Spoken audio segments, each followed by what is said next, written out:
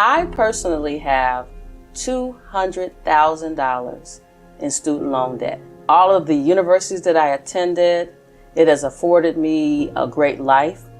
But the fact of the matter is, I'm in debt. One of the roles I had in financial aid was I had to tell students how much they borrowed in student loans. And when I tell you it was bittersweet, the students were excited to graduate, but they were in tears because they did not realize that they had borrowed so much student loans. When I went to my first school in 1992, it was a private, for-profit school. So there was no conversation about scholarships. These were the loans that were available.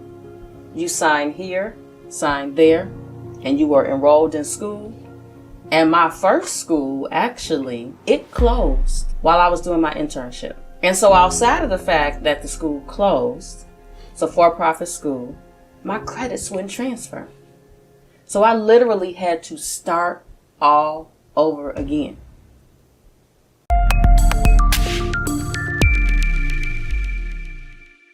Hello everyone, welcome to the Growth Motivator Live with your host, me, Dr. Theresa L. Campbell. Today, we have a powerhouse in the building. Now listen, I personally have $200,000 in student loan debt. I don't regret all of the universities that I attended. It has afforded me a great life. But the fact of the matter is, I'm in debt. So my guest for today, Miss Theresa Harris, aka Scholarship Momma, is my special guest. And when I tell you, she is going to drop so many gems today about things that I wish I would have known in 1987 when I entered high school, 1992 when I started going to college. I graduated high school in 91, not really thinking I was going to go to college. But had I had just a fraction of the information that she's going to share with you today, I would not have this debt, or at least not so much. So thank you so much for coming on today. I am super excited. I'm geeked to be here. Thank you so much for having me and to talk about how to get these college dollars. Because like you say, you have $200,000 in student loan debt. Oof. And absolutely don't regret it. I have $50,000 in student loan debt myself. And if someone would have told me when I was in high school how to get college dollars, then I sincerely believe the amount would be much less. And so my goal is to help our future generation find money to help pay for college. So thank you. I'm just glad to drop these gems today and to share this with your audience. Awesome. So let's talk about going way back to the birth of Scholarship Momma. How did that all happen? It happened. And so I am a financial aid administrator. I used to work in higher education. And one of the things that I experienced as a financial aid administrator was I've met, by the way, with thousands of families, thousands of students, and they sat in the chairs And they would come, and on the first day, the excitement from the families, first generation students, college students coming from all over the world, and they're excited to go to college. Then fast forward 4 years later, graduation. It was bittersweet. They had to come back to financial aid. And by the way, students came back to financial aid before graduation. But it was a requirement that you see financial aid before you graduate. And one of the roles I had in financial aid, which I had many, by the way, one of the roles I had in financial aid was I had to tell students how much they borrowed in student loans. And when I tell you it was bittersweet, the students were excited to graduate, but they were in tears because they did not realize that they had borrowed so much student loans. And what I realized in every institution that I worked at is that it was no opportunity to talk about scholarships to help pay for college. Because if anybody knows who's, been to the financial aid office, it's fast paced, it's fast moving. And so there is not an opportunity to really tell students that here's some scholarships to help pay for college. I mean, you might get a sheet with some scholarship websites on it, some search engines, but the depth of sharing information on how to find scholarships, there was never an opportunity at neither one of the institutions that I worked at. And so I said, you know what? There needs to be a better awareness for families to know, yes, student loans are out there to help pay for college, but so are scholarships. And so that's how Scholarship Momma got started, working with thousands of families. And when they come back to the financial aid office, getting ready to graduate, they was like, whoa, wait a minute. And then I had to tell them, and you have to pay these loans. These loans will go into repayment 6 months from now.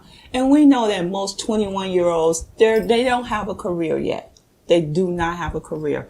And they was wondering, how am I going to pay back these student loans? And so that's how I got my start. I love it. So I'm just going to tell you, if I think back, when I went to my first school in 1992, it was a private, for-profit school.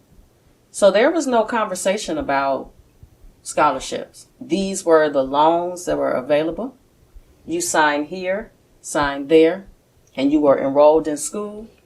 And my first school, actually, it closed while I was doing my internship. And so outside of the fact that the school closed, it's a for-profit school, my credits wouldn't transfer. So I literally had to start all over again. So then fast forward to the next school, same thing, sign here, and the debt just kept accumulating. So I have to be honest. One day I said, well, maybe I'll just take these student loans to the grave. Because, you can't file bankruptcy on student loans. You're going to have to pay this money back regardless. And I think for me, as a healthcare professional that also works in education, I think that we do a great job of getting them excited about the educational aspect. But no one talks about, you got to pay this money back, right? Because if it's a for-profit school, they want to get paid. And if you work at the for-profit school, you want your employer to get paid, but a little bit of person inside of you was like, I think we're doing these people a disservice by, on one hand, education is designed to change the quality of your life, but on the other hand, you may not get a job right after graduation, but 6 months after graduation, the loans are due. Now, we've been through the pandemic, and so loans are deferred, and the interest keeps accumulating and accumulating. But I think back, no one had a conversation with me about scholarships. Now, there was a little small conversation in my master's program where there was some funding from a grant, but I was a single parent. And so I got the grant, but I just continued with the student loans because I needed to eat. I needed to live. But had I known about Scholarship Momma back then, I would have less debt now. So talk to us a little bit about, and don't give away all your trade secrets because we want them to hook up with Scholarship Mama, right? Absolutely. We want them to hook up with you and learn about and utilize your services. But just share a little bit about your process. And so what we do one of the things that we do when we're working with families, we send families a curated list of scholarship opportunities, because now when it comes to scholarships, there are so many myths about those. For instance, you got to be an A student, or only football players get scholarships, or only low income students get scholarships. And that is not true. There is a scholarship opportunity for everyone. There are plenty of scholarship opportunities that are not tied to GPA. There's hobby, interest, talents. There's leaderships. There's community service. There's all types of scholarship opportunities. There are even scholarship opportunities for chronic illness. And so something that we, are experiencing in life, there's scholarship for diabetes. There's scholarship for cancer. There are scholarships for asthma patients. There are scholarships everywhere. And so what we do when we're working with families is we send them a questionnaire, because we want to know the student and we want to know more about the family.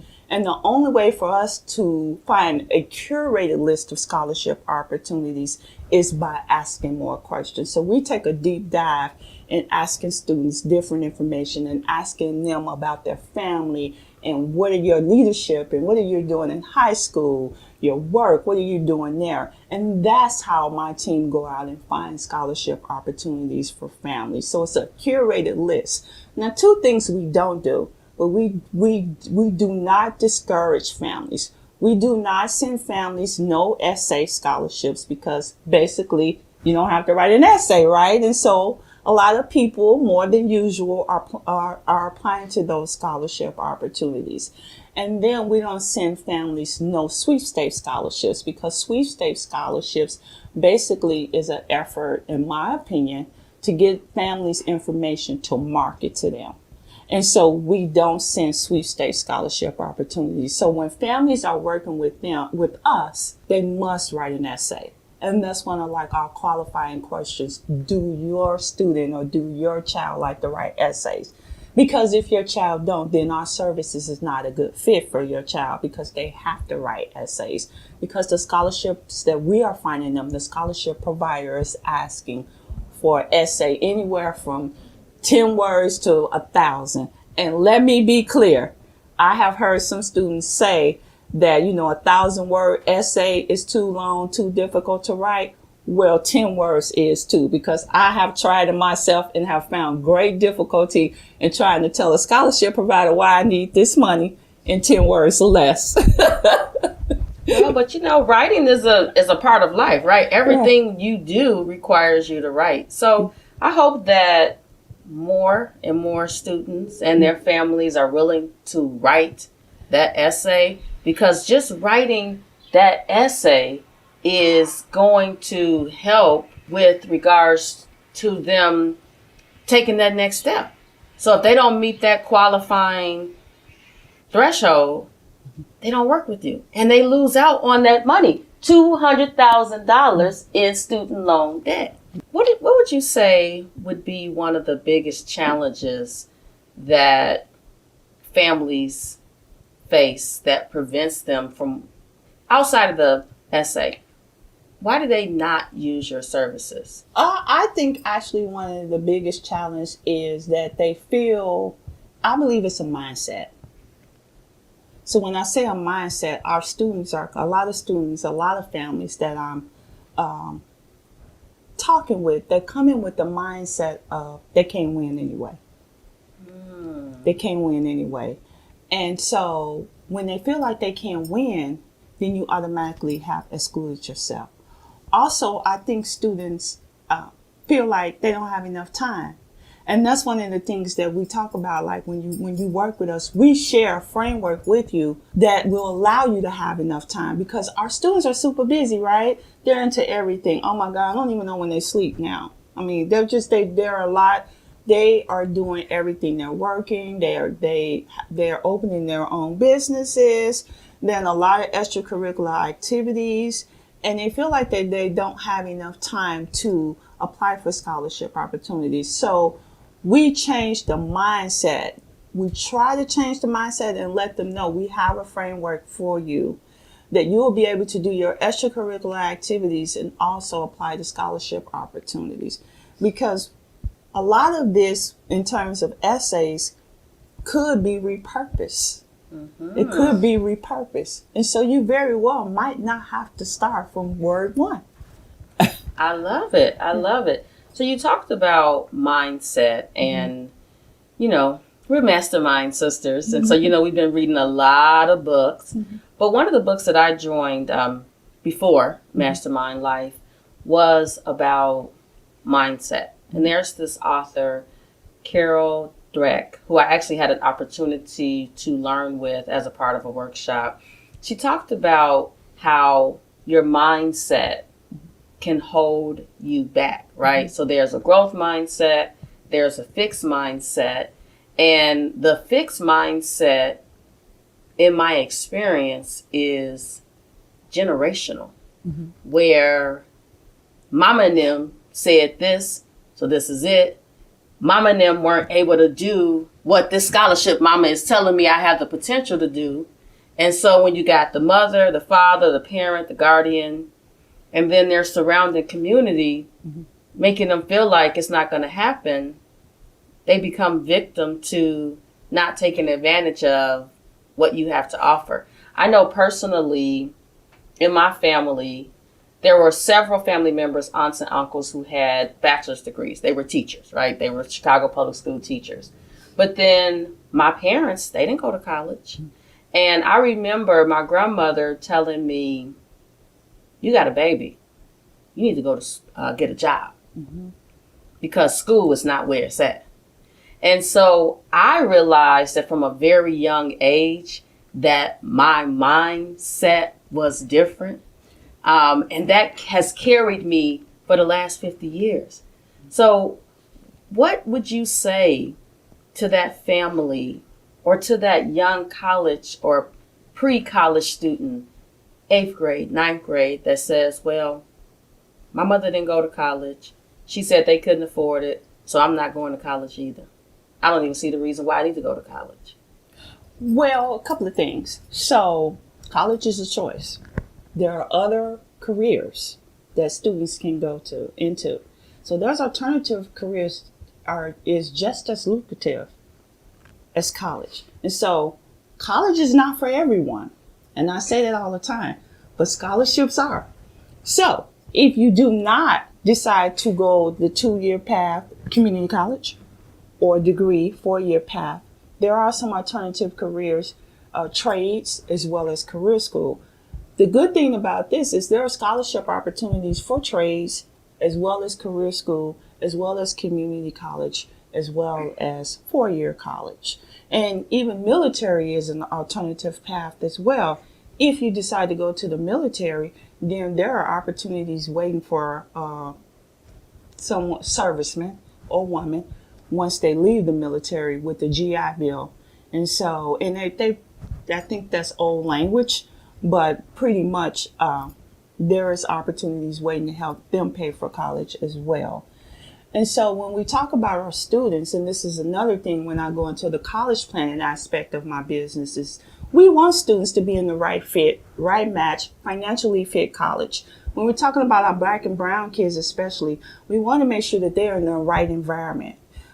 We want to make sure that we're addressing mental health issues as well. And so we got to make sure that when we go to these different college campuses that we're taking a deep dive to make sure that it is a fit, number one, okay?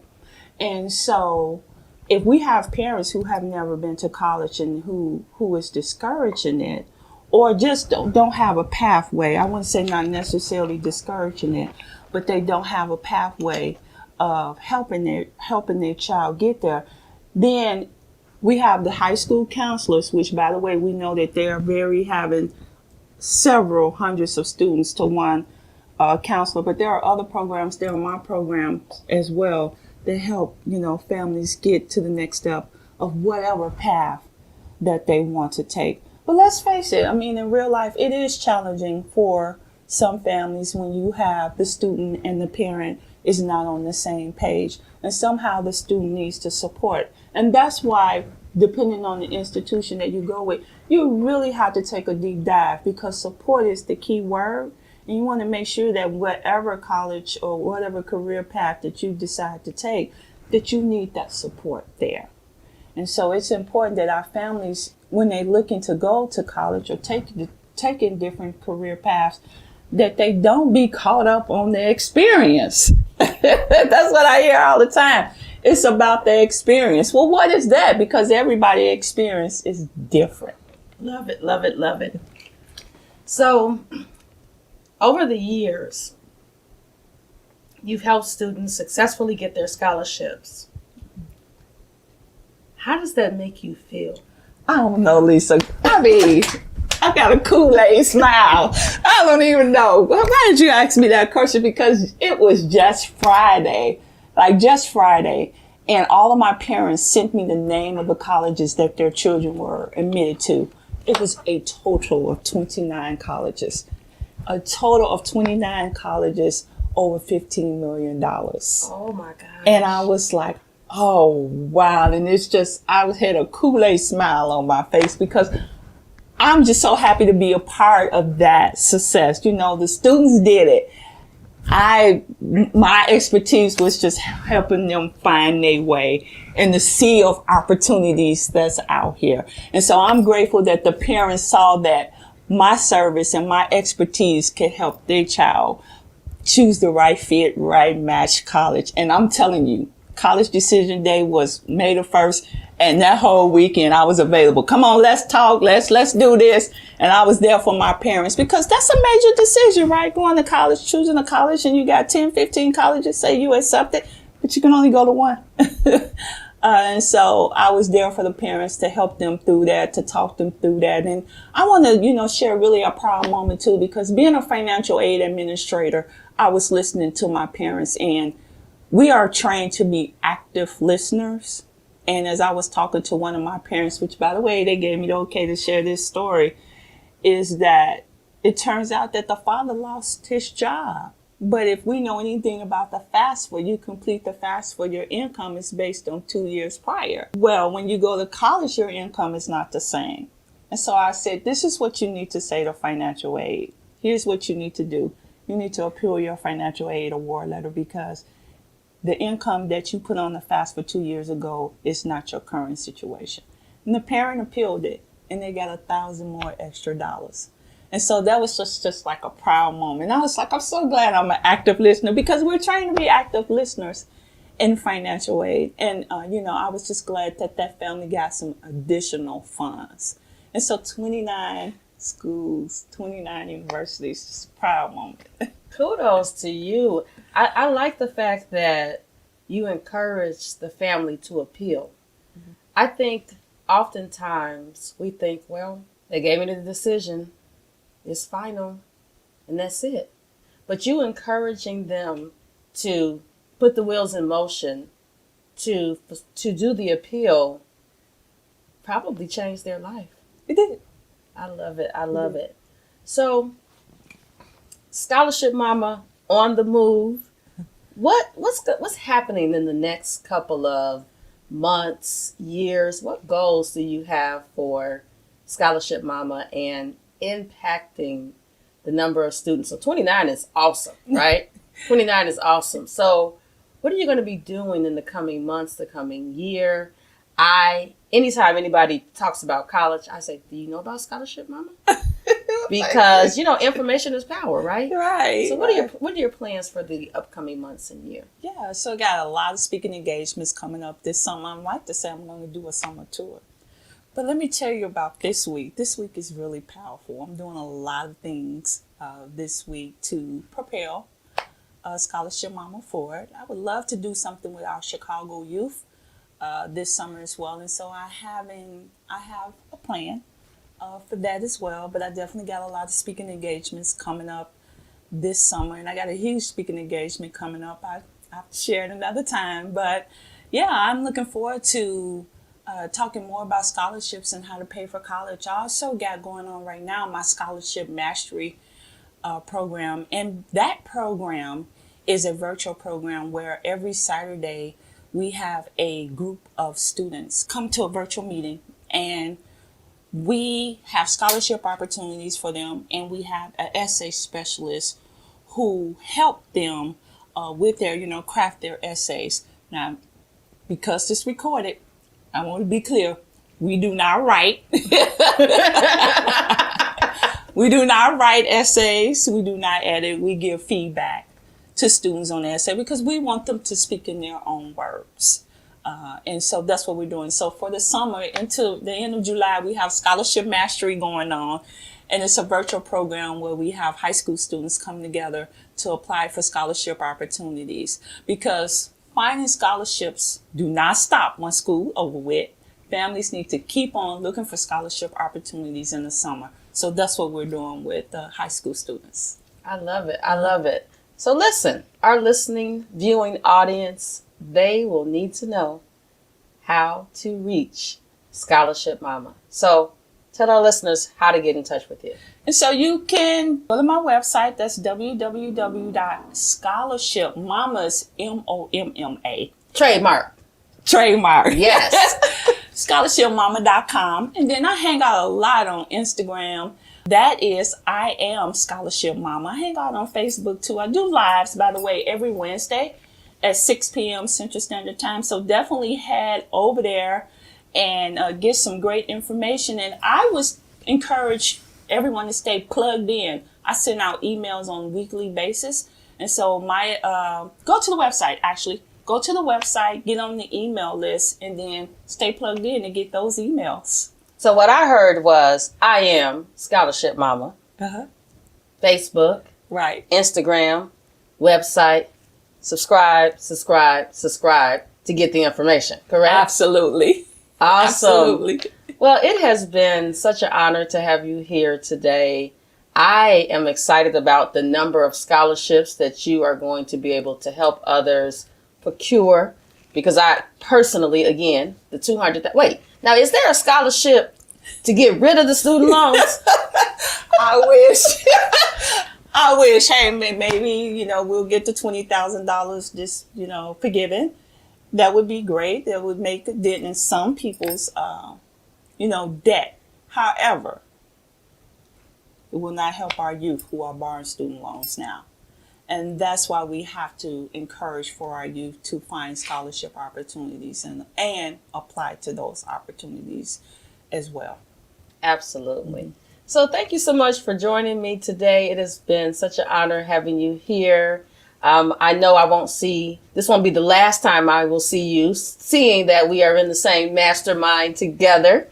And so do you have any final words before we leave today? Absolutely. I want to tell families, you can't win if you don't apply.